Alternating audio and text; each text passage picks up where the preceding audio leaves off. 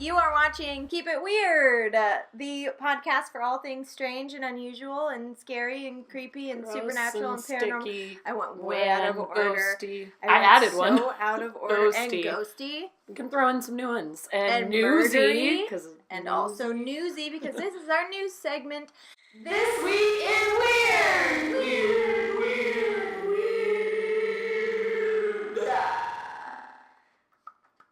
It's been a while. It's been so long. We're so happy to be here. Last time we were sitting over there. It was like June? Over Who knows? June. Was it June? I don't know. I think it might have been. Maybe July. It might have been May. Ew! Too long! So I spit long. everywhere. That's how It's dramatic September. I wanted to be. Happy September. Happy September 11th. Oh, that's rough. Sorry. I mean, it's not rough, so though. sorry. It's a good day to remember and reflect and hug your loved ones very tight. And think about America. The beautiful home of the brave. Home of the brave. Today we're bringing you some very weird news from all across the world. Yes. Some really, I feel like this episode's going to be real icky. A little bit icky. Okay. Yeah. All my Judging on the stories are little like, things we know. Yeah.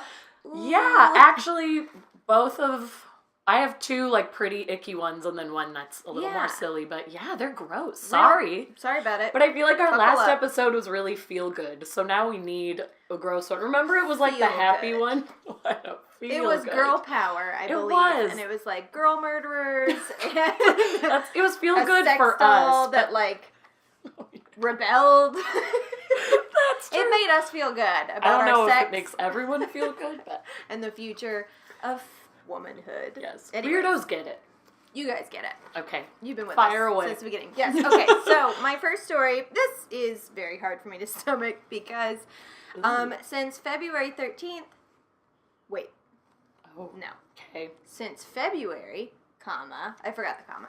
Since February, 13 cats have been found dead, mutilated, and displayed across Washington state. Why?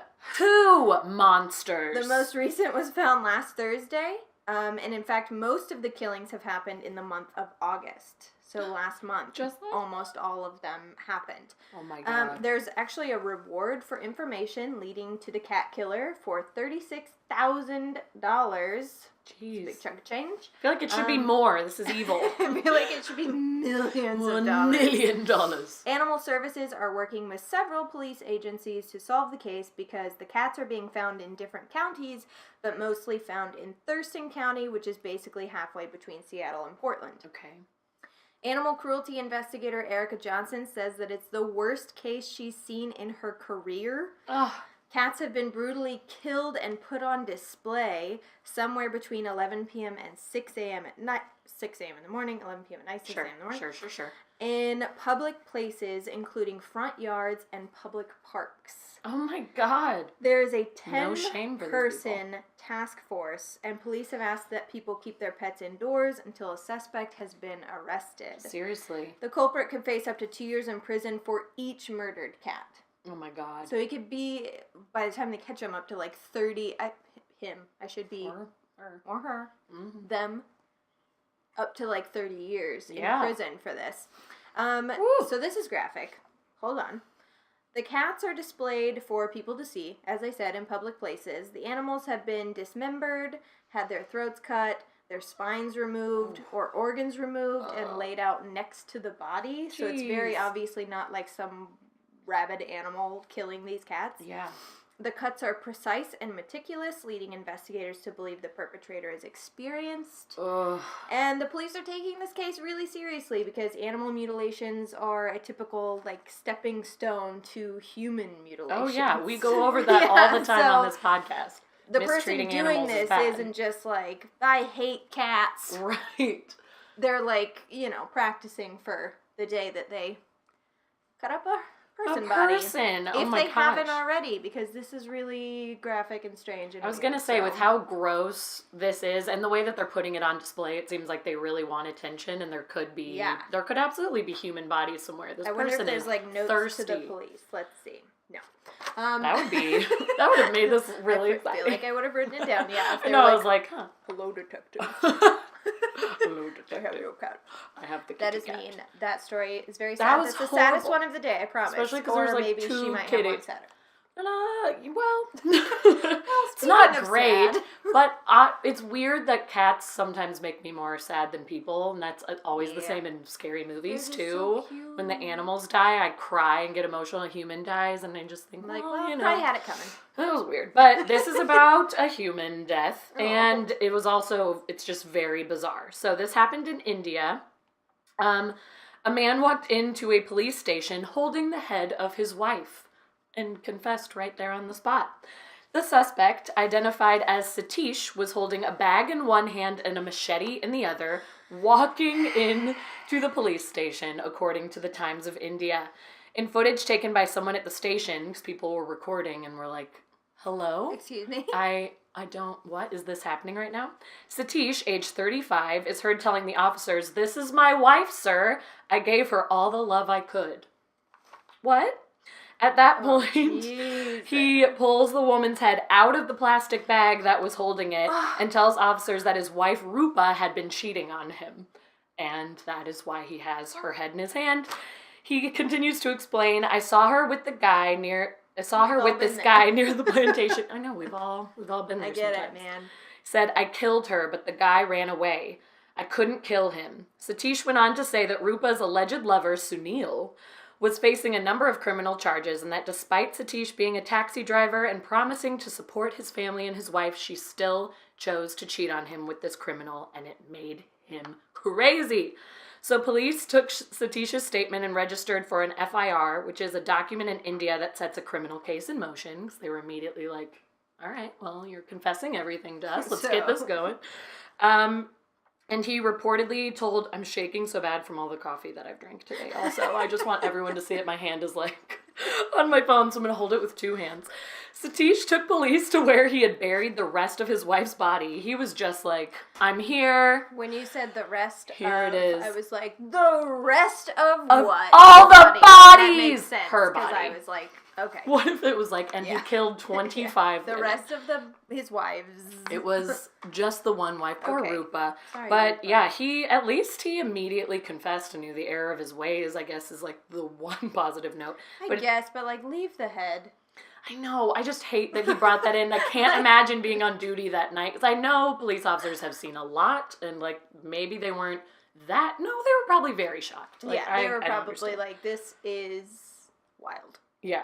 So, yeah, he immediately confessed, took them to the body, he was taken into custody, and the case is ongoing. They're still trying to get more details and find more about the guy she was cheating with, because apparently there's a warrant out for his arrest, too. So we'll be finding out more details, I'm sure. But that is Satish, who brought in a head to the station. Glorious! I know, it's icky day. It is an icky day, and it's about to get ickier. I am so sorry. Sorry. But not. This one's very short, so I'm going to do two in a row, both icky. Okay, I'm scared. I'll do this one first. I was like, which one's less icky? It doesn't matter. Sorry. Get them all out there. So this is actually about 2-ish weeks old, but Joe sent me this story last week, and I've been checking for updates ever since. So residents of a secluded street in San Francisco grew concerned in July after they hadn't seen their 65-year-old neighbor, Brian Egg, walking his dog since early June. I'm already mad. I wonder if Brian's okay. There's no way he's fine. He's not. So the police actually visited Mr. Egg's house in July and spoke to a man who claimed to live there and said that Mr. Egg was on holiday, which makes him sound very British. Mm-hmm. A story that officers appeared to accept because they left. But in early August, his neighbor Scott called the police again after seeing a private crime scene cleanup crew turn up at Mr. Egg's house. Huh. This time, police searched the residence and found a torso stuffed in the fish tank. In the fish tank? Fish tank. Thought you were going to say, like, fridge, oven. Fish tank. Why? In a fish tank full of, like, water. Oh, In a fish tank. Just a torso. Just a torso. Cool. The identity and cause of death is still pending from the medical examiner's office. Apparently, the torso is in pretty horrible condition. No one knows how long it's been in this fish tank, and everyone assumes that it's most likely the torso of Brian Egg, but no head or legs have been found. They still haven't been found? Nope. How long has it been? It's been like 2 weeks. Damn! No idea where was the head the dog legs. Still around? Did we go? No, they didn't find the tag. Again, animals. The dag! The dog dang dag! Does he have a home? I care about the animal. Is My he okay? number is 618. He probably hasn't eaten. Okay. He probably well, unless he ate the head and the legs. Oh! So sorry. Well, gotta eat. We'll cut it out. God. And the craziest thing, I mean, it's not the craziest thing, but it is kind of crazy. This is actually the second elderly person in San Francisco found dismembered this summer. Great. No relation to these dismemberings. There's like no connection. A bad place for old people to be in. And you said San Francisco? San Francisco. Doesn't seem like a place where the elderly would be attacked. In May, 61-year-old Margaret Mamer was found by police who were on a welfare check stuffed into a plastic container. Oh, man. Apparently murdered by her roommate Lisa Gonzalez. Lisa began renting a room from Mamer in August of 2017 and was served an eviction notice mid-April after the current tenants were tired of their shit turning up missing. So Lisa was not a good roommate for several reasons. Come on. A third roommate came home on May 15th to a metallic smell and later a vinegary type smell. It's not good. This roommate claims to have heard what sounded like a saw being used in the bathroom where she was told not to go by Lisa, which is very suspicious. You up to no good, you fishy bitch. She told another person of her fear that Gonzalez murdered Mamer on May 31st, and that person reported it to the police. I don't know why this other roommate didn't go to the police. Right. It would have immediately been like, okay, listen up. The police went into the apartment on June 2nd and noticed a plastic bag. Well, you're welcome. Happy birthday. Happy birthday. They found a plastic bag full of maggots. That was leaking some sort of liquid, and it turns out that it was I feel like I can smell it. Her intact torso, head, and her sawn-off limbs. Jeez. What's even crazier is that she wasn't even the first old person dismembered. She was the first this summer, but last year, or actually in late 2015, a roller suitcase filled with body parts was left at Goodwill and ended up being 58-year-old Omar Shawan. So basically, if you're over 55, get the fuck out of San Francisco. Seriously, run away. Don't live there. It is dangerous. It's so bad for you right now. You will end up in pieces. Yes. Get out while you still can. That is horrifying. Awful. Also, the fish tank. The fish tank is terrible. I don't know why. It's like that whole thing was awful, but there was like in a fish tank. And I was like, no. For whatever reason, that just like, that gave me the willies. I don't like it. It's because fish tanks are so innocent. Yeah. Okay, I have one very, very, very short one. Please. Just as icky. Icky. This makes me want to die. Okay, a man in his 60s went to the doctor complaining about discomfort while he tried to sleep, and he said that he could hear noises like something was beating a drum. He eventually went to an ear, nose, and throat specialist at the Dalian Central Hospital in northeastern China. The specialist shared footage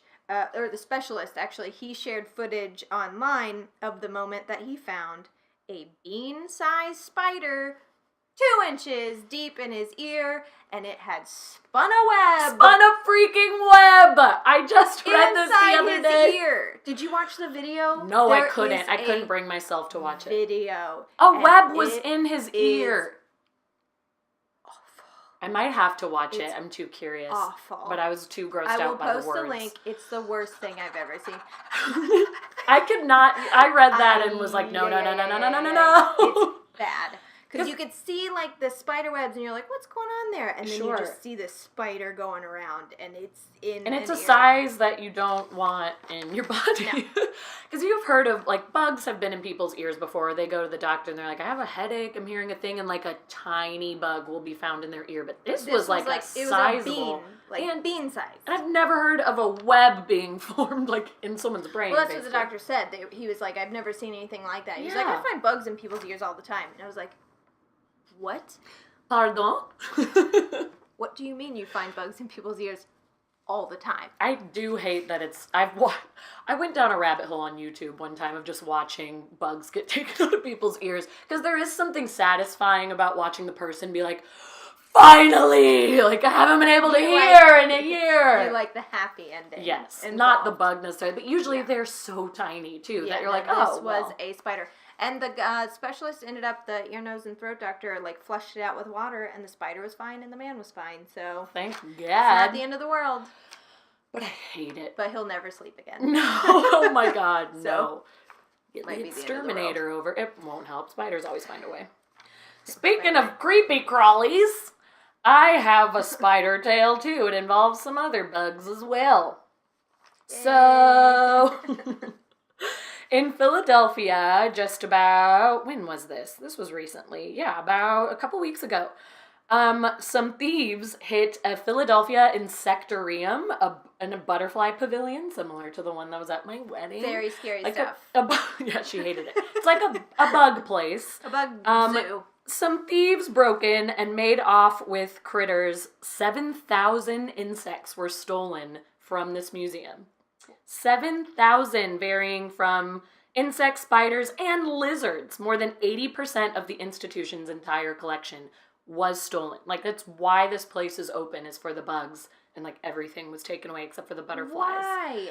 So, John Cambridge, the facility's owner and chief executive, said he and his colleagues first noticed that the animals were missing from their enclosures. They started searching everywhere. They went to the back room used for storing off-display things, and everything was emptied and taken away, like, everything.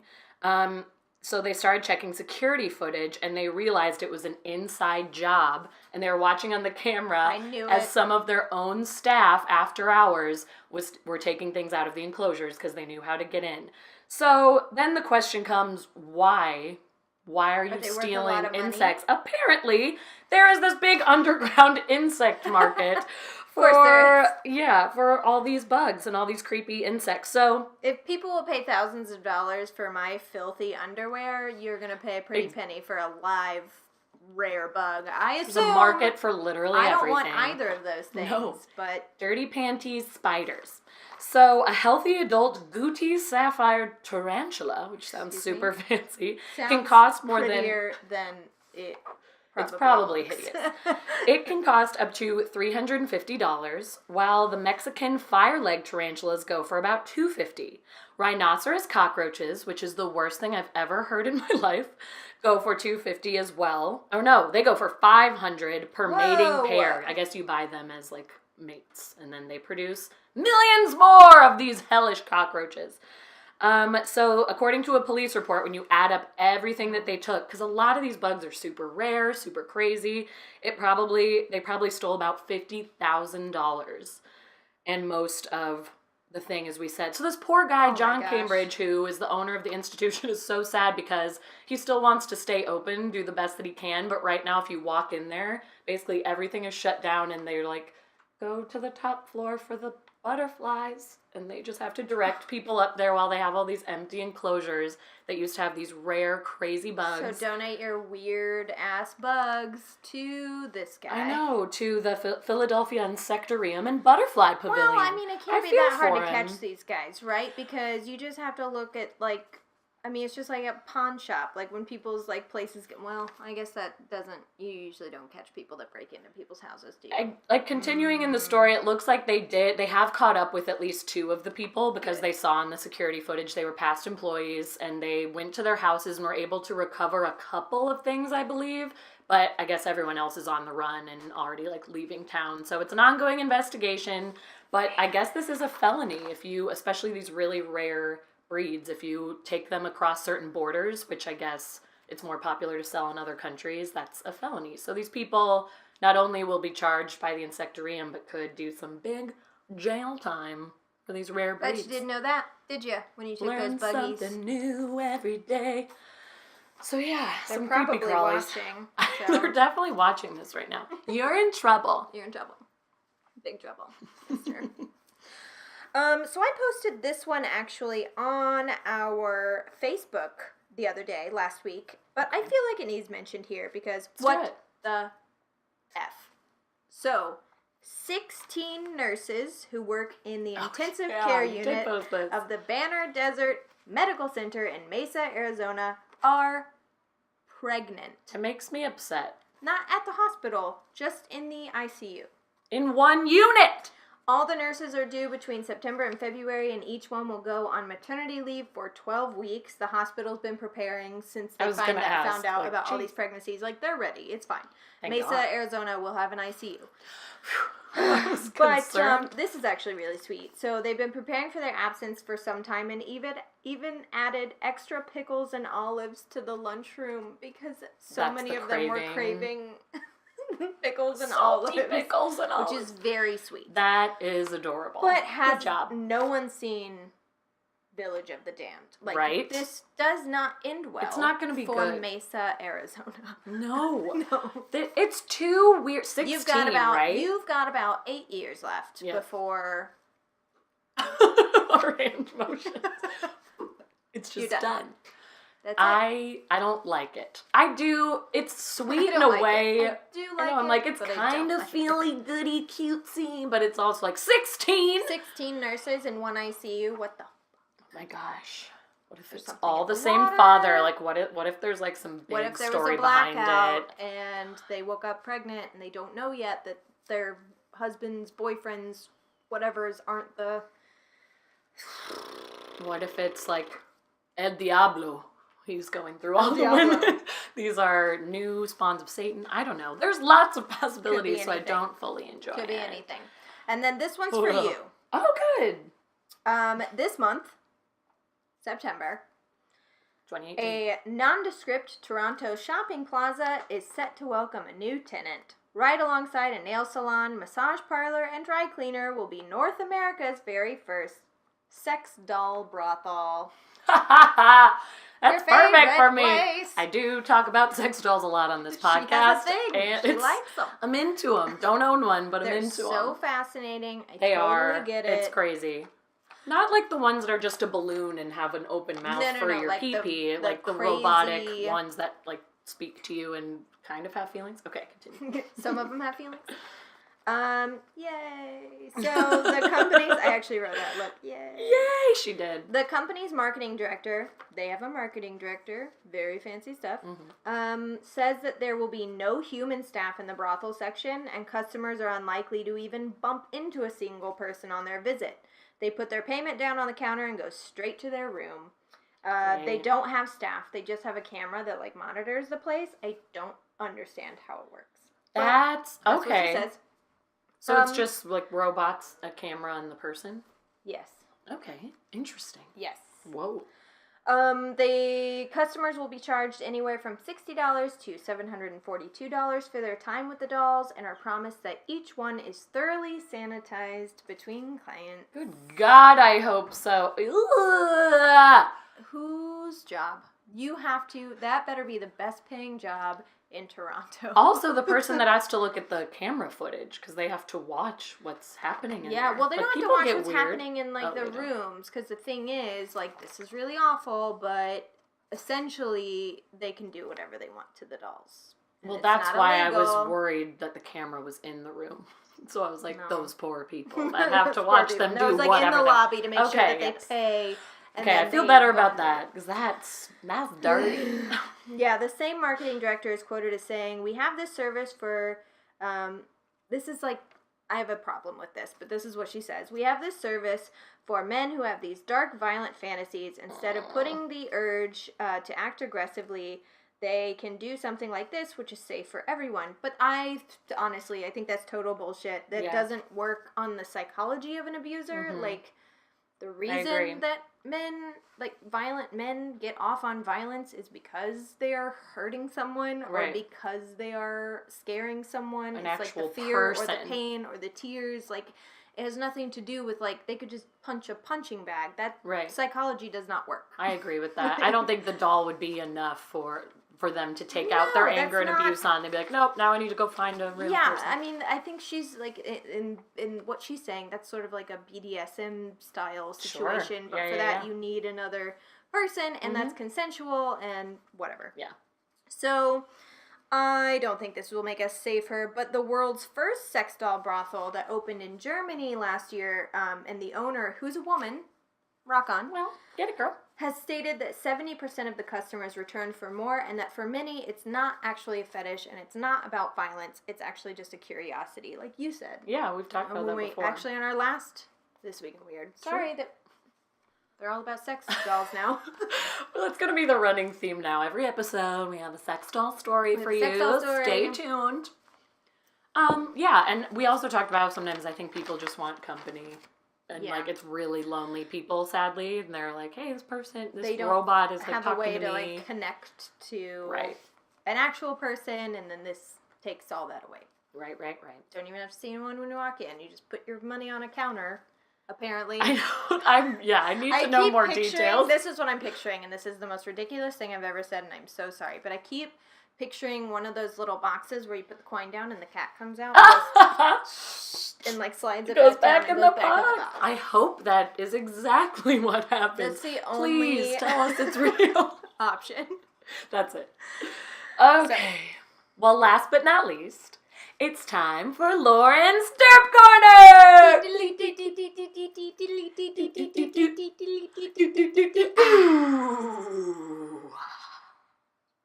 All right. It was very special this week because it's been so long. I know, I loved it. I did a hand thing.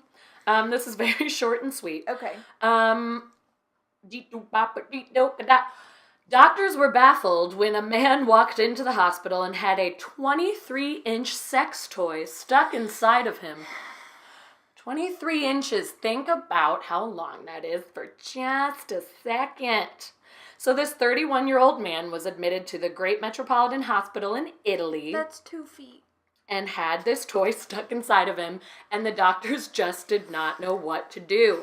The unnamed man, of course he's unnamed, he's like, if you tell anyone my name ever, had been attempting to remove this toy for 24 hours on his own because he was so mortified. 24 hours? A full day, because he was like, I can't let anyone know this happened to me. But then he finally decided to seek medical attention because he said he was suffering from bad abdominal pain, no other serious symptoms, but very bad abdominal pain and a little bit of shame, I'm sure, sprinkled in there as well.